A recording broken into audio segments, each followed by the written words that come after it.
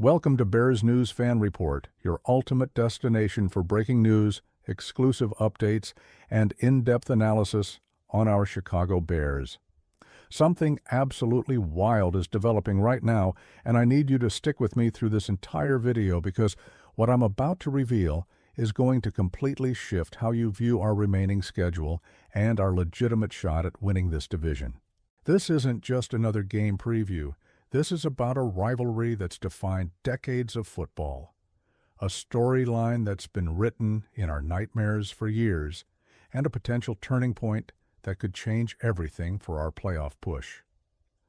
The Bears are sitting at 7-3, leading the NFC North, and I know what some of you are thinking. You're cautiously optimistic, maybe even a little skeptical about whether this team is truly ready for prime time. We've had an incredible run, we've won games we needed to win, and Caleb Williams is showing flashes of brilliance that have us all dreaming about what this franchise could become. But there's been this lingering question mark, this elephant in the room that nobody wants to talk about, but everyone's thinking. We haven't beaten a team with a winning record yet. Our 7 victories have come against opponents with a combined record of 19-50-1. That's the reality, and I'm not going to sugarcoat it for you. We lost to Baltimore without Lamar Jackson under center.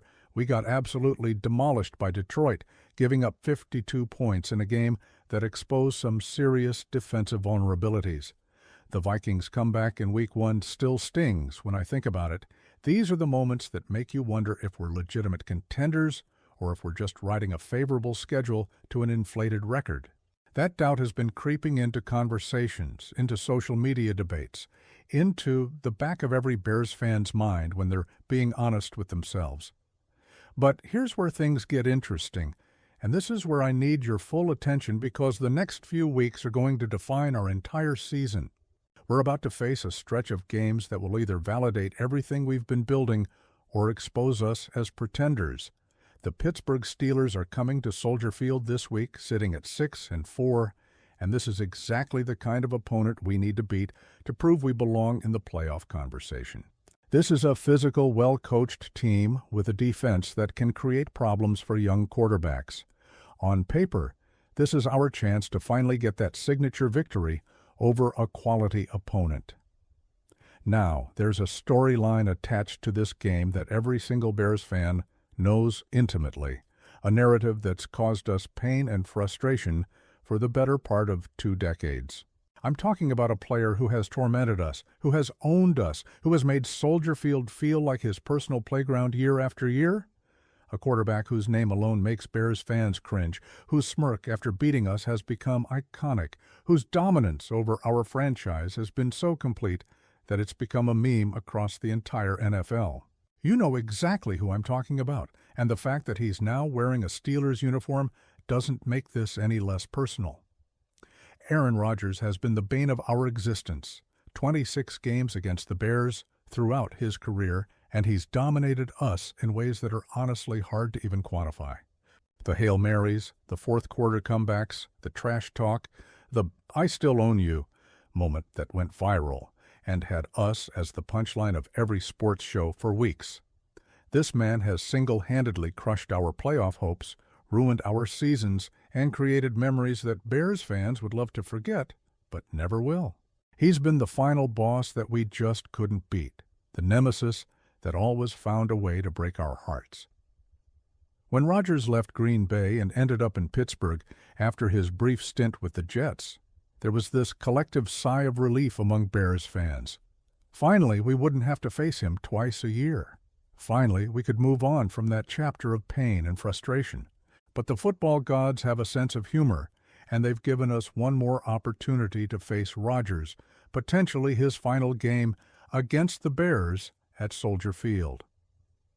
This Week 12 matchup was supposed to be his victory lap, his chance to come into our house one last time and remind us who's boss, his opportunity to add one more win to his already ridiculous record against Chicago.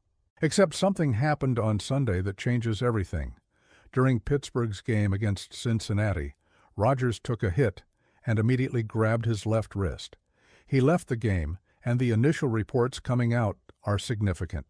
According to multiple sources, including Ian Rapoport from NFL Network, Rodgers is dealing with a fracture in his left wrist. Not a sprain, not a minor injury that he can play through with some pain tolerance, but an actual fracture.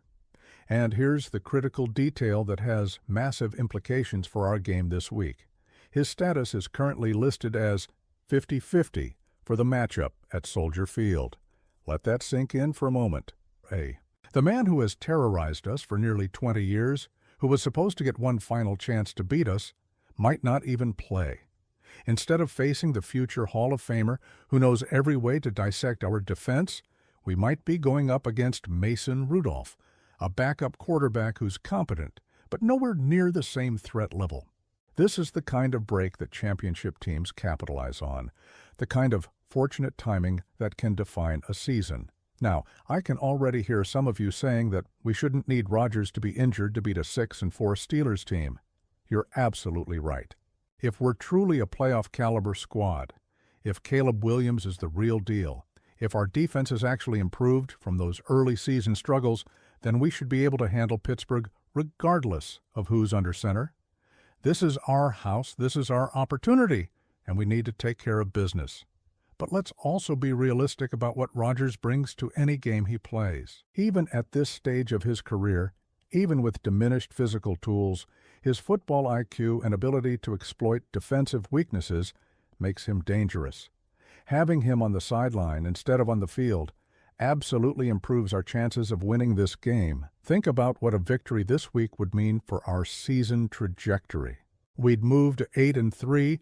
We'd finally have that win over a quality opponent that silences the critics, and we'd maintain our lead in the NFC North heading into a brutal stretch.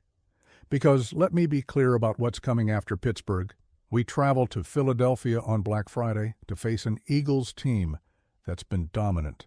We've got the Packers twice in 3 weeks, including a matchup that could determine the division. We play in San Francisco against a 49ers team that's always tough. We host Detroit in what could be a division-deciding game. This schedule is absolutely brutal, and every single win we can bank now becomes crucial for our playoff positioning. The Pittsburgh game represents our best opportunity in the next month to add a quality win to our resume. The Steelers are good but beatable, especially if Rodgers is limited or sitting out entirely. Their defense is physical and well coached by Mike Tomlin, but Caleb Williams has shown he can handle pressure when the offensive line gives him time. Our running game with DeAndre Swift has been effective, and if we can establish that early, we can control the clock and keep their defense honest. This is a game we can absolutely win, and it's a game we must win if we're serious about our playoff aspirations. There's also something poetic about potentially beating the Steelers without Rodgers getting his final moment against us. For years, he's had the last laugh. For years, he's been the one walking off our field with a victory.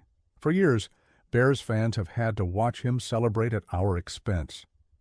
This could be the moment where that narrative finally shifts, where we take advantage of a break and secure a crucial victory that propels us forward. Sometimes in the NFL, you need fortune to go your way, and if Rodgers can't play, that's exactly what's happening here. Let's talk about what this means for Caleb Williams specifically. The pressure on our rookie quarterback has been immense, and rightfully so, given where we drafted him and the expectations surrounding his arrival. He's shown tremendous poise, made plays with his arm and his legs, and demonstrated the kind of competitive fire that you want from your franchise quarterback. But he hasn't had that signature moment yet, that performance against a quality opponent that makes everyone stand up and say, this kid is special. Beating Pittsburgh at home, regardless of who plays quarterback for them, would be exactly that kind of statement game. It would give him confidence, give the team momentum, and give us all something to believe in as we head into the toughest part of our schedule. Our defense needs to show up in a major way this week. We've been inconsistent, giving up too many big plays, struggling with tackling in space, and failing to generate consistent pressure on opposing quarterbacks. Pittsburgh's offense, even with Rodgers potentially out, is capable of moving the ball if we don't execute our assignments. Mason Rudolph isn't elite, but he's experienced enough to exploit mistakes. We need our pass rush to be disruptive, our secondary to be disciplined, and our linebackers to shut down the run game. If we can force Pittsburgh into obvious passing situations and make Rudolph or whoever plays quarterback uncomfortable, we'll put ourselves in position to win. Special teams could also be a factor in what might be a close defensive struggle. Our kicking game has been solid, and field position is going to matter in a game like this. We can't afford mistakes on returns, we need to win the hidden yardage battle, and we have to be smart with our decisions. These are the details that separate winning teams from losing teams, and we need to be locked in on every single play. The atmosphere at Soldier Field is going to be electric. Bears fans know what this game represents, know what's at stake, and will show up ready to make life difficult for Pittsburgh. We need that home field advantage to be a real factor, to create communication problems for their offense, to energize our players when they need a boost. This is the kind of game where the crowd can genuinely impact the outcome, and I'm counting on every single person in that stadium to bring their absolute best. Looking ahead beyond this week, if we can get to 8-3, we'll have some breathing room even as the schedule gets tougher. We'll have proven we can beat a winning team, we'll have momentum on our side, and we'll have confidence that we can compete with anyone. The division is absolutely up for grabs. And while Detroit looks formidable, we've shown we can win games and stay in the race. Every victory matters, every game is critical, and this Pittsburgh matchup could be the launching pad for a special finish to the season. So, here's what I need from you. I want to know in the comments what you think about this situation. Are you confident the Bears can beat Pittsburgh even if Rodgers plays? Do you think we're legitimate contenders, or are we benefiting from a soft schedule? What's your prediction for this game, and how do you see the rest of the season playing out? Drop your thoughts below, because I genuinely want to hear from this community and have real conversations about where this team is headed. If you're not already subscribed to Bears News Fan Report, now is the time. Hit that subscribe button, turn on notifications so you never miss breaking news or analysis, and give this video a thumbs up if you're fired up about where this season is going. Share this with every Bears fan you know, because we're building something special here, and I want everyone to be part of this journey. I'll be back with more updates as we get closer to kickoff and as more information comes out about Rodgers' status. Until then, bear down, and let's get this win!